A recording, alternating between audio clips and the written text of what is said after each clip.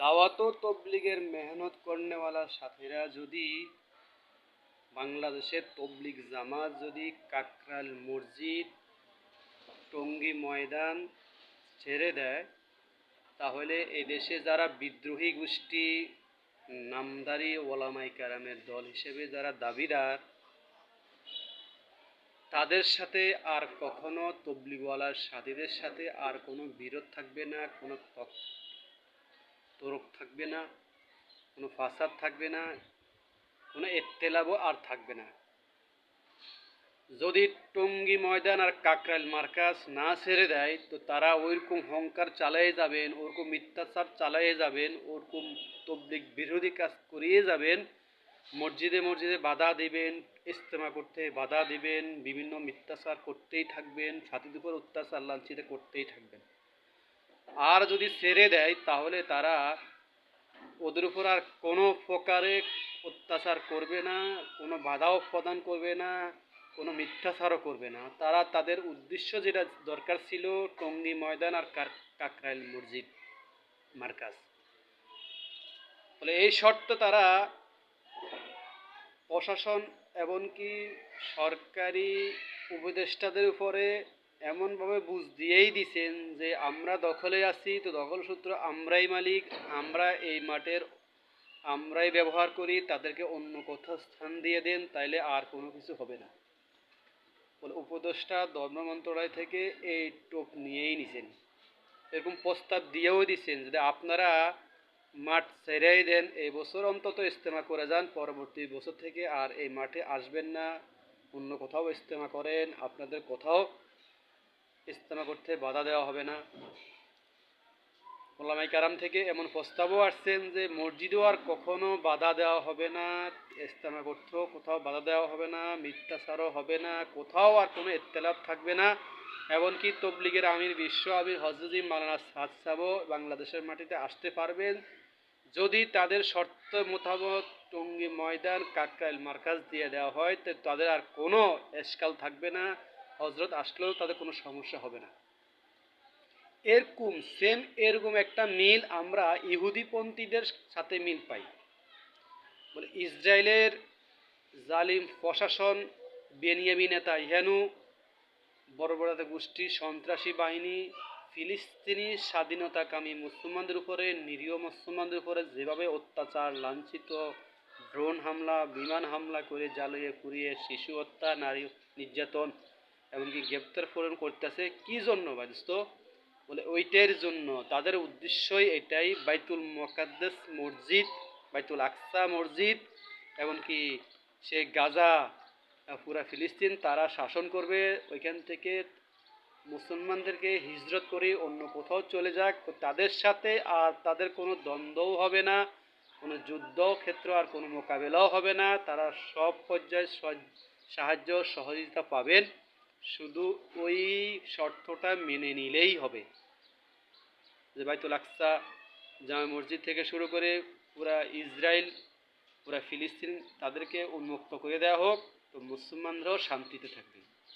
কিন্তু স্বাধীনতাকামী অধিকার আদায় করনেওয়ালা যোদ্ধারা, তারা এই শর্তের উপরে, ফিলিস্তিন বাহিনী এই শর্তের উপরে কখনো রাজি হন নাই, বরঞ্চ তারা যুদ্ধ চালিয়ে গেছেন। যদি রাজি হইতেন তো তারাও শান্তিতে থাকবেন। তো এই মিল তো আমরা ইহুদি পন্থীদের সাথে পাই। আর দাবিদার কি? ওলামা, আল ওলামা ওরাসাতুল আম্বিয়া, আলেমরা নবীদের ওয়ারিস, কথা তো সত্য। তো এলেম হাসিল করলে যে নবীদের ওয়ারিস, বলে এই কথা সত্য না, এটা কোথাও কোরআন হাদিসে মিল নাই।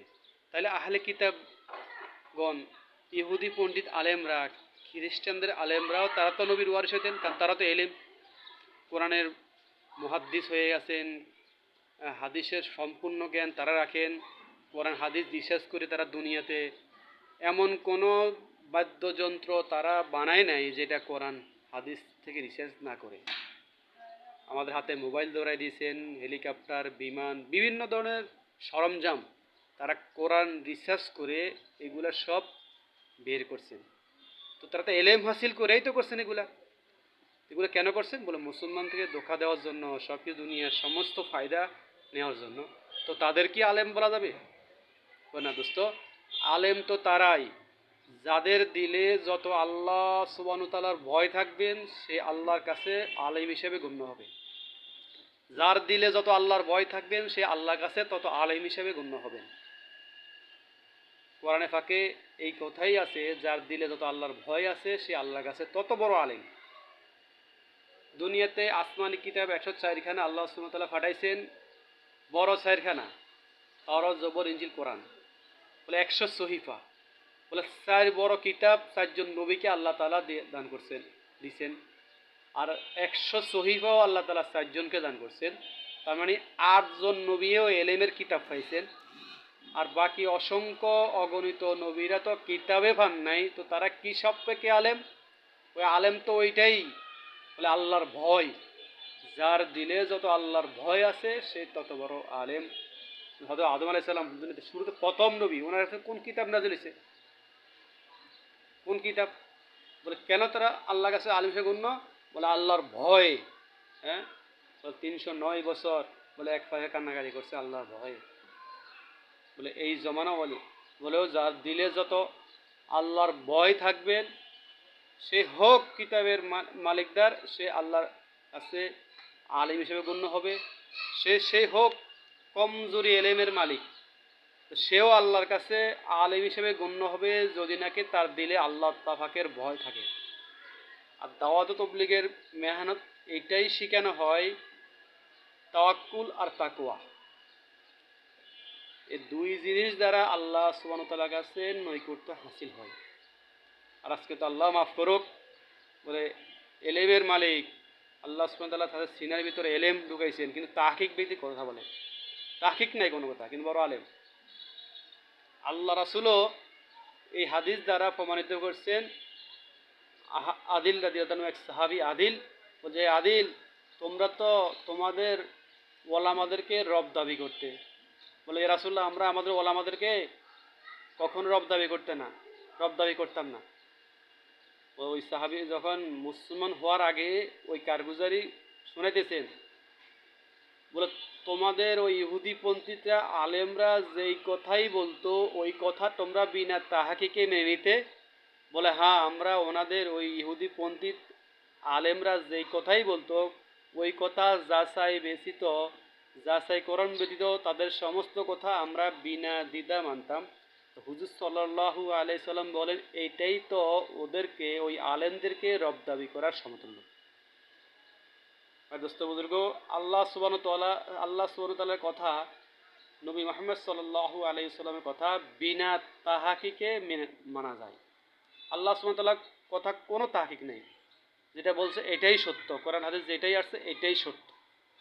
আর এমনি দুনিয়াবি কোনো লাইনে কোনো বিষয়, কারো বিষয় কোনো কথা আসলে প্রত্যেক বিষয় তাহাকিক করেই মেনে নেওয়া, এটা আল্লাহ শিখাইছেন নবীর মাধ্যমে। জীবন দ্বারা, ওহী দ্বারা, কোরআনে উল্লেখ আছে, হাদিস দ্বারা উল্লেখ আছে।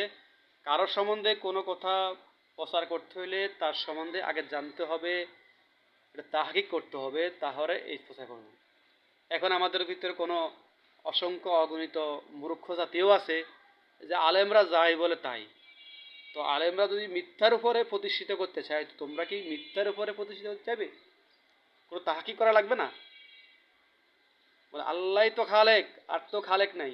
তো তোমরা কাকে খালেক বানাইছো, কাকে রব বানাইছো, কাকে বানাইছো? বলে যদি আলেমদের কথাও যদি আমি বিনা তাহকিকে মেনে নিই, তো আমিও নাউজুবিল্লাহ আলেমদেরকে রব দাবি করার সমতুল্য হয়ে যাবে। এই জন্য কেউ যদি আপনাকে মিথ্যার উপরে দাঁড়াতে চায়, মিথ্যার উপর সাব্যস্ত করতে চায়, আপনি বিষয়ে দাঁড়াবেন? একদল তো এমনই, তারা মিথ্যা মিথ্যা মসজিদ করতেছেন, ময়দানে করতেছেন, শেখায়েত করতেছেন, মিথ্যারকে প্রতিষ্ঠিত করার জন্য তারা যুদ্ধ লাগাই দিয়েছেন। আল্লাহ সুবহানাহু ওয়া তাআলা হক, আল্লাহ আবার সত্যবাদী। এই জন্য আল্লাহ সুবহানাহু ওয়া তাআলা বলছেন, অকুনু মা সাদিকিন, তোমরা সাদিকিনদের সাথে থাকো, তোমরা সত্যবাদীদের সাথে থাকো। কোথাও লেখা নেই যে তোমরা আলেমদের সাথে থাকো, এটাই লেখা আছে সত্যবাদীদের সাথে থাকো, সাদিকিনদের সাথে থাকো। তো বলতেছে মিম্বারে বলতেছে, বলে ইস্তেমা শেষ হয়ে গেছে, আর কোনো ইস্তেমা নাই। এখন দোস্ত বলেন, ইজতেমা কি বাংলাদেশে আছে কি না? 14, 15, 16 টঙ্গী বিশ্ব ইজতেমা, বলে যারা নাকি সারা দুনিয়াতে এক আমিরকে প্রতিষ্ঠিত করার জন্য দাওয়াতে মেহনত চালাচ্ছেন, তাদের উপর এমন একটা মিথ্যাচার করতেছেন, সরকারিভাবে অর্থাৎ প্রশাসনভাবে কথা আসতেছে, নিউজ আসতেছে, তারপরেও তারা বলে কি ইজতেমা কি? ইজতেমা তো হয়ে গেছে। ইজতেমা তো আছে 14, 15, 16 সারা দুনিয়ার মুসলমান যারা দায়ী ইলাল্লাহর মেহনত করে, দাওয়াত তবলিগে মেহনত করে, ওই সমস্ত সাথীরা অলরেডি বাংলাদেশে এসে পড়ছেন। কালকেও আমরা সংবাদ পাইছি 600 জন দিনের মোবারক মেহনত কর্ণওয়ালা সাথী বাংলাদেশে আসছেন। ইনশাআল্লাহ আমরা এবারও ধারণা রাখি অসংখ্য অগণিত দাওয়াত ইলাল্লাহর মেহনত কর্ণওয়ালা দিনের দায়ী বাংলাদেশের মাটিতে এবারও অগণিত আসতেছেন। এই পরিমাণ ইস্তেকবালও কর্ণওয়ালা হইতেছে এবং ওই পরিমাণ সাথী আল্লাহ সুবহানাহু ওয়া তাআলা জমাইতেছেন। কেউ বিভ্রান্ত হবেন না। বুধবারে যে যেখানে থাকেন না কেন, বুধবার রাত্রে টঙ্গীর দিকে রওনা হবে। 12 তারিখ রাত্রে, 13 তারিখ বৃহস্পতিবার মাগরিব থেকে আম বয়ান শুরু হবে। সরকারিভাবে শুক্রবার থেকে ইজতেমা রানিং থাকে। শুক্রবার দিবাগত রাত পবিত্র শবে বরাত। শুক্রবার তো বাংলাদেশ গভর্নমেন্ট হিসেবে সমস্ত প্রতিষ্ঠানবদ্ধ এবং শবে বরাত হিসেবে বাংলাদেশের সমস্ত প্রতিষ্ঠানবদ্ধ থাকে। শনিবারও সরকারিভাবে বদ্ধ। আলহামদুলিল্লাহ, আল্লাহ তাআলার পক্ষ থেকে এক নিয়ামত, এক সুদ। আল্লাহ ছুটি দিয়ে দিয়েছেন।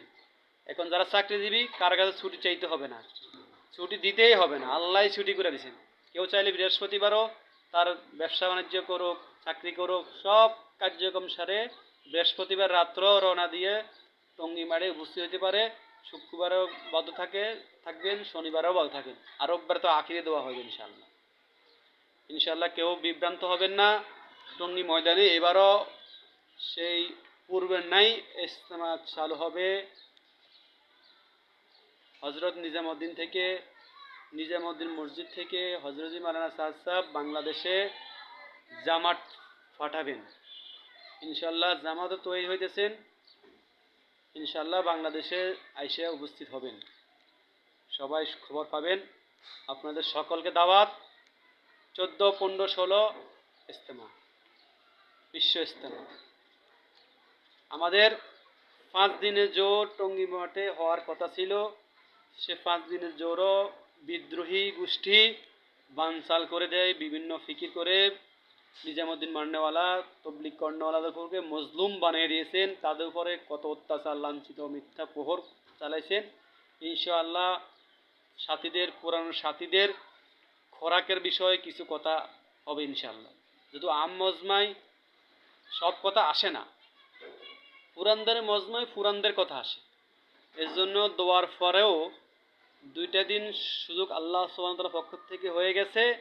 দোয়ার পরেও পুরানো 3 চিল্লার সাথীদের কিছু আম মুজাকারা নিজামউদ্দিন থেকে যে মুরব্বীরা আসবেন, তারা পুরানো সাথীর উপরে আম মুজাকারা করবেন। কাজের বিষয়, দাওয়াত তবলিগের মেজাজের উপরে, দাওয়াত তবলিগ কাজ উসুল হিসেবে আরও বাকি বছর কীভাবে কাজ করতে হবে, ওই বিষয়ে 2 দিন মুজাকারা হবে। আপনাদের সকলের দাওয়াত। আমভাবে যারা এখনও 3 চিলা লাগান নাই, তারা তো বিশ্ব ইজতেমা শরীক হতেই পারবেন। 3 দিন যারা লাগাইছেন তারাও হতে পারবেন। যারা লাগান নাই, শুধু মুসলমান, সকলেই বিশ্ব ইজতেমা শরীক হতে পারবেন। যারা 3 চিলা লাগাইছেন তারপরে ওই মজমার আম খুসুসিয়াস কিছু বয়ানও শুনতে পারবেন। আসসালামু আলাইকুম ওয়া রাহমাতুল্লাহি ওয়া বারাকাতুহু।